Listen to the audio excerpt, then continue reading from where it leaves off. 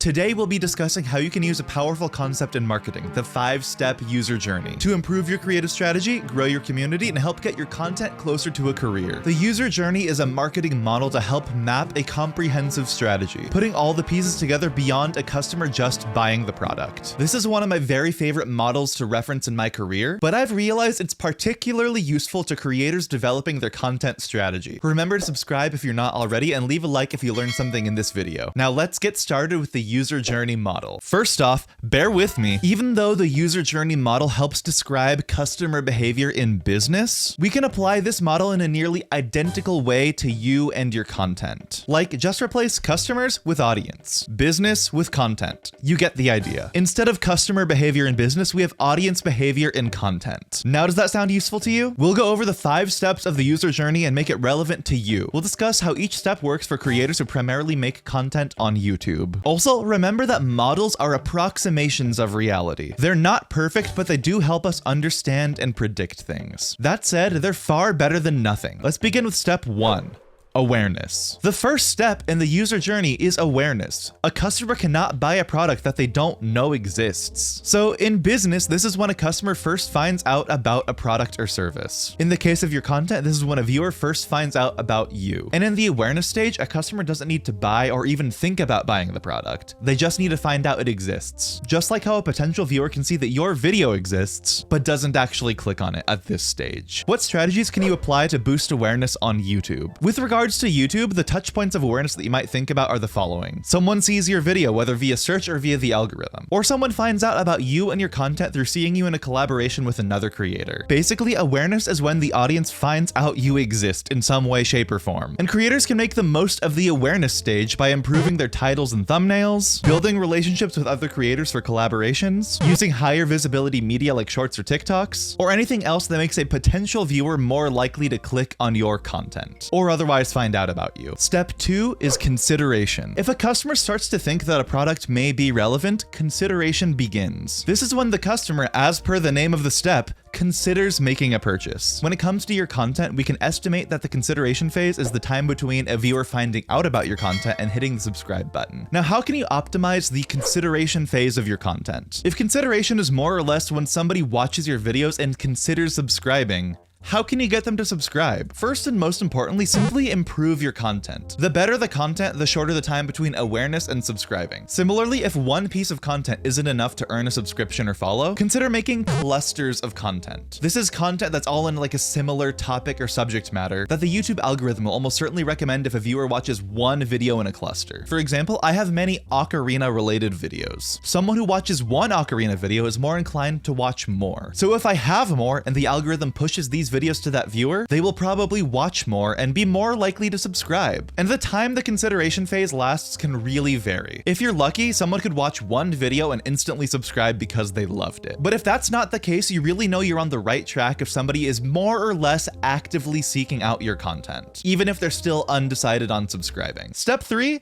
Purchase. But for the sake of content, we can call this conversion. This step is when the transaction happens. A customer buys a product in business, but in content, this is when a viewer converts from stranger to a casual fan. Hence why we're calling it conversion. In business and with content, the time it takes to go from awareness through consideration through conversion can vary wildly. Like, if you see a cool new candy bar while you're in line for checkout at the grocery store and you buy it, your awareness through purchase is about 5 seconds. Whereas on the longer end, you might need a new camera, spend weeks researching your options, becoming aware of many brands and products and whatever, then saving up money and purchasing it. Or you might see an advertisement 5-10 times and then eventually buy the product. And the exact same thing goes for your content. Someone may stumble upon your TikTok or YouTube short and follow you immediately. Whereas on the longer end, someone may watch a collaboration between you and a creator they already watch, become vaguely aware of you and your content, maybe watch a few of your videos, and then eventually follow you after weeks or months of being aware of you and considering following you. So how can you practically optimize the conversion step of the user journey? If this is when someone starts engaging with your content, liking and subscribing, going from stranger to casual fan, creators can optimize for more conversions with stuff like calls to action. That's when you literally ask your viewers to subscribe, or simply making content so good that after somebody watches it, they feel like they must subscribe. Look at creators creators who do amazing stuff like Defunct Land. Chances are you might watch one of their documentaries and then immediately subscribe. While making a whole documentary might be out of reach for you, you can still improve your content in some way. But basically, to optimize conversions, you want to shorten the length of consideration. Make the act of conversion more worthwhile. Make content so good that viewers cannot ignore you. And when it comes to the user journey, this is the step most creators stop their efforts at. YouTubers improve their content, make better calls to action, and gain more subscribers. But aside from continuing to make more content, what do you do to serve the people who are already subscribed? This is where we get to step 4, retention. In business, retention is all about getting a customer to keep coming back for more. And it doesn't have to be more purchases, but it does amount to continued engagement with the business. Like watching product tutorials, reading the company blog, signing up for the company email newsletter, signing up for coupons. Like, you know when you give your phone number to like a boba place and they keep texting you whenever there's a deal? That's one form of retention. It's basically anything that gets the customer to keep thinking about and engaging with the business. In content, retention is far more about community building. This is giving your followers additional ways to engage with you, your content, and each other. Continually making more content is a retention strategy, and it should be the absolute baseline you have, but we're going to cover more direct community building approaches. Here's how you can drive more retention on YouTube. Set up a Discord server, do live streams, set up a Patreon, write a good email newsletter, ask your audience to follow you on Twitter and engage with them there, set up YouTube memberships. This is when a casual fan becomes a community member. Most of your subscribers are only casual viewers. That's not a bad thing, that's just how it is. So when you retain these casual fans to become actual community members, they're not just invested in your content, but you as a creator. Just try not to set unrealistic parasocial expectations. One unfortunate indicator of how good somebody's retention is how invested people get when there's influencer drama. But that's besides the point. Optimize your retention by finding more ways to foster community with your content. Most YouTubers never consider this step. It's completely fair to focus entirely on making better content, but remember that every metric that you have, every view, every like, every comment, every subscription, those are driven by people watching your content. You can't accept that you simply entertain or educate a certain amount of people with your content, because I will reiterate, continually making good content is a major part of any good retention strategy for creators. But you're potentially missing out on fostering community. Most creators do ask for things like Twitter follows, Twitch follows, watching their stream, whatever. But when I say most creators never consider this step, it's because they're only doing surface level things with that. It's not just about following me everywhere, but more so about giving back to your community. Actually engage with your fans on Twitter or a Discord server. Provide exclusive extra content on Patreon or your email newsletter, or otherwise do something to allow your fans to participate in a community beyond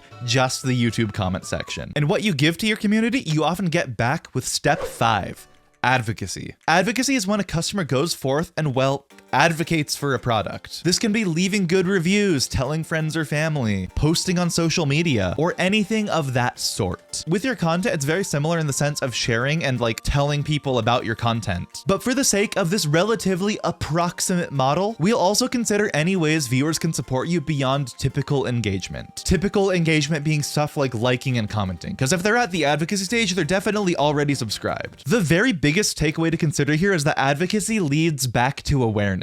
If your customers or audience are constantly recommending your product or content, they're marketing for you. You've built a perpetual growth machine. The user journey is in fact a cycle. As it applies to YouTube and content creation in general, advocacy is when your audience shares your content, actively participates in like your stream chat or your Discord server, or gives you some level of support beyond the norm, like buying merch, attending a meet and greet, buying products through your sponsors, or some other financial support like Patreon. When a viewer reaches the stage of advocacy, they not only enjoy your content, not only participate in your community, but also avidly support you. On YouTube, only a very small percentage of your subscribers reach this point, just like only a small percentage of you are subscribed.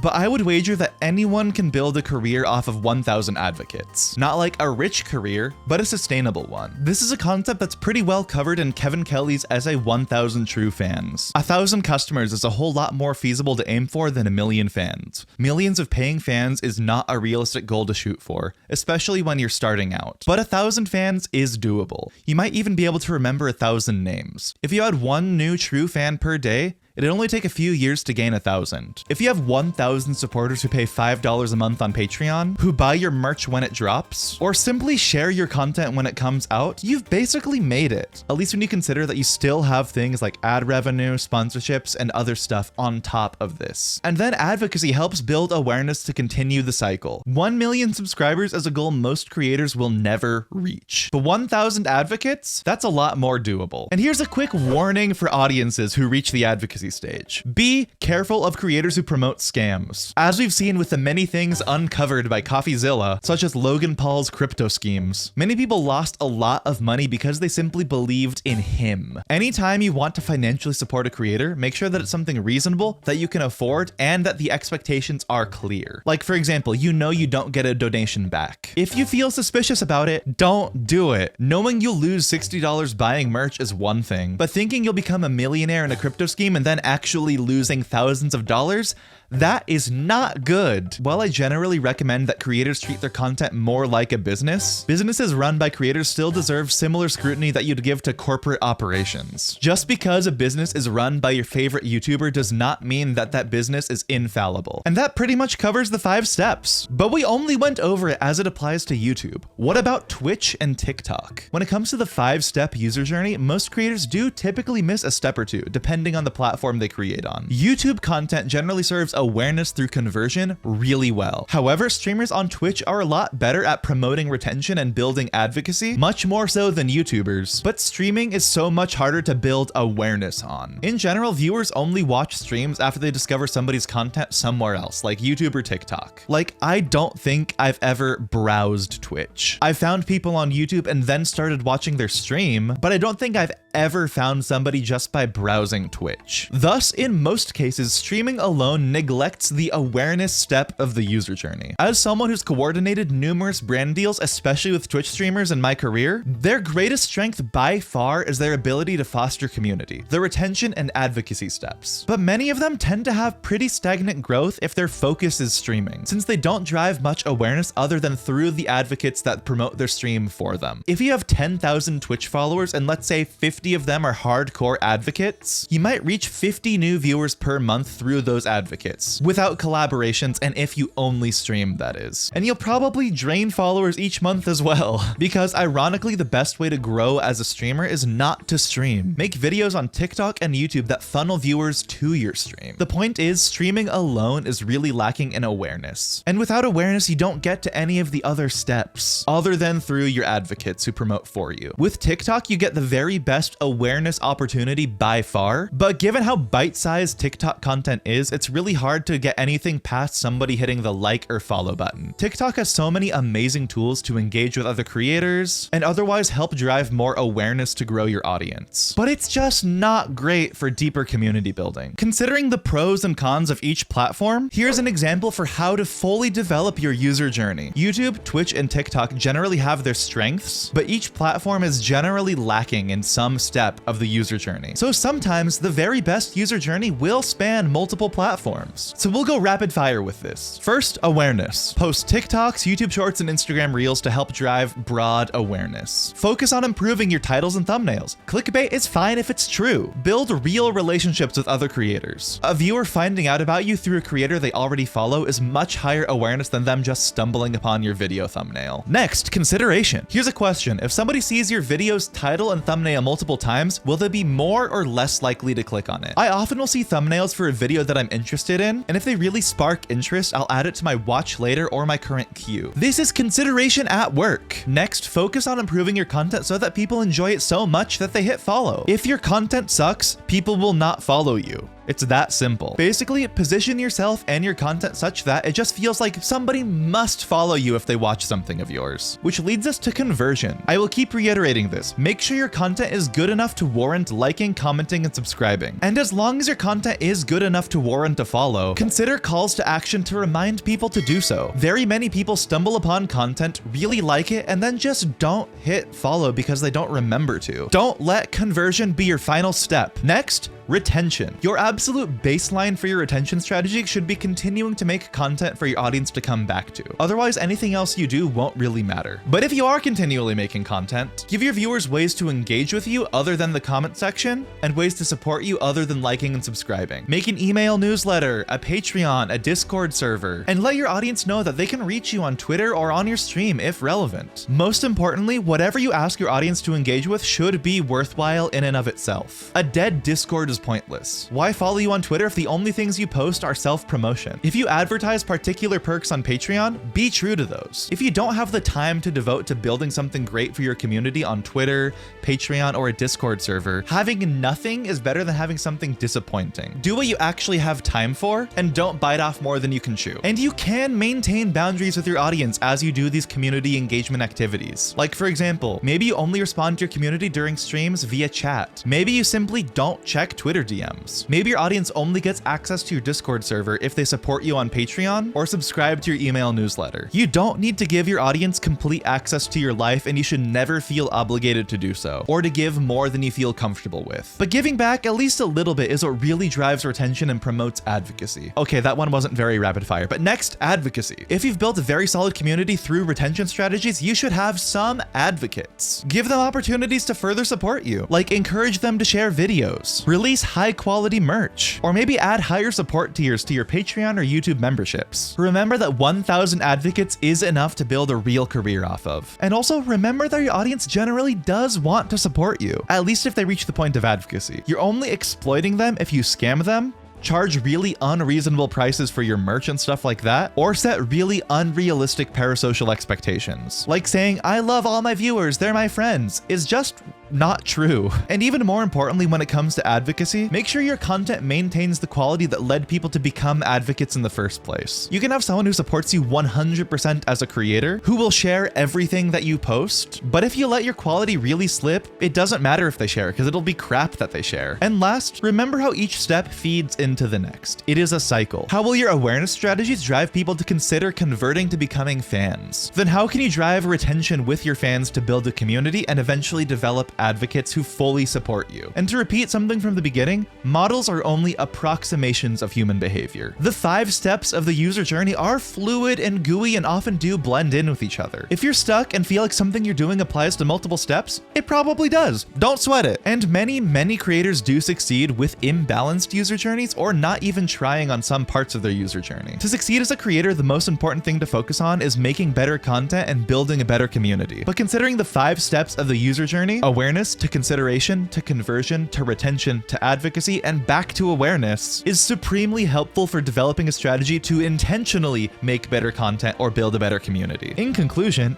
this feels like a marketing paper, but I'm using my knowledge for good. Marketers have learned a lot from creators over the last decade, but I think it's been a very one-sided exchange of information. I want to close that gap and help creators use marketing strategies to improve their content to make it more feasible to turn creativity into a career. And using marketing models like the 5-step user journey are an incredible way to do so. On that note of intentionality, I highly recommend you watch my video on task and time management for creators. Level up your organization and apply intentionality not just to your strategy, but how you plan each day. Otherwise, leave a like, subscribe for more, comment what step of the user journey you're struggling most with, watch that video next, and I'll see you next time.